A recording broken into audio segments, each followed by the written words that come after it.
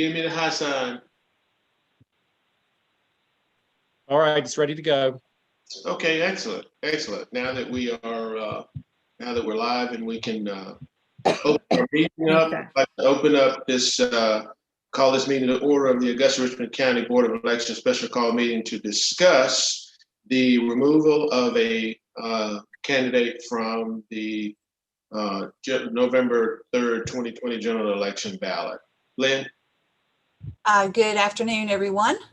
Yes, we are here today and to discuss the removal of candidate. And for the record, might I say her name is Christy Cunningham and not Christine Cunningham, as indicated on your agenda.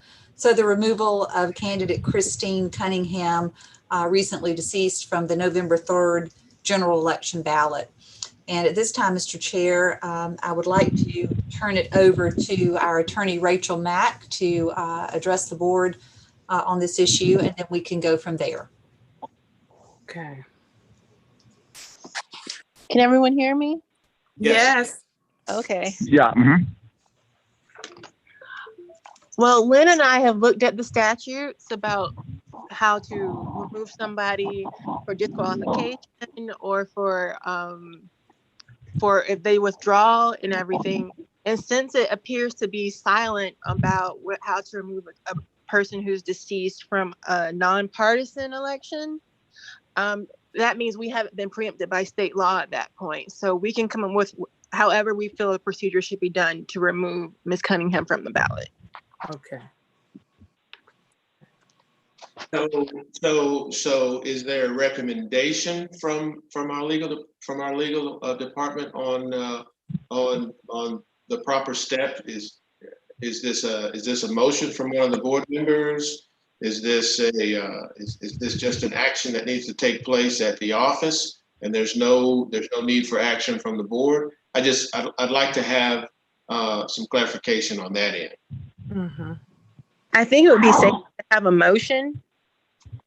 Okay. Mr. Chairman, if I could. Yes. What I'd like to do, Mr. Chairman, if it'll be in order, that hearing no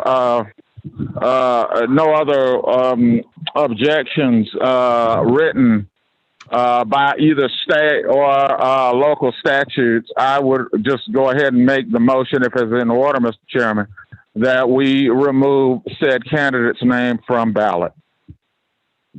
Second. Been properly moved and seconded that we remove a deceased candidate from the November 3rd, 2020 general election from the ballot. Yes. All in favor? Aye. Aye. All opposed? Looks like the motion carries. Thank you, Mr. Chair. We will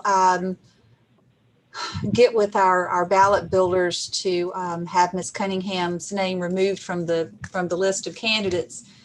As we know, there are two other candidates who have properly and duly qualified for that race, so they will remain on the ballot. There's no need to reopen qualifying or do anything like that, since we do have the other two candidates on the ballot. While the law is silent on exactly what you do when a person dies as a nonpartisan candidate, exactly what you do, it's very clear on what happens if they withdraw or if they bounce a check or if they're challenged by the Board of Elections. It's very clear what happens in those instances, but it just doesn't address specifically a death. Clearly, though, the individual that's deceased certainly no longer meets the requirements to seek the office and should, I think, be treated much in the same way as a candidate who's withdrawn from office, which is what we've effectively done here today by passing this motion. I would like to say for the record that the Board of Elections sends their condolences to the family of the deceased. Yes. I'll make that unanimous. Let that be unanimous. Yes, absolutely. Very, very, very sad situation, no doubt. Yes, it is. For all of us, yeah. Is there any other business that we need to discuss for the board? No. Then None here, Mr. Chairman. Then I'd entertain a motion to adjourn from this special call meeting.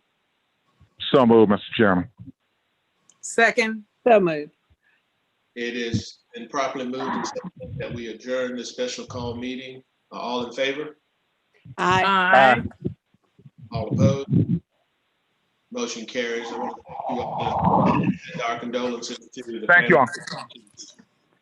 Okay, thank you all so Thank you. much. And, Oh, you're welcome. No Have a problem. blessing. Thank you. y'all too. All right, Bye-bye.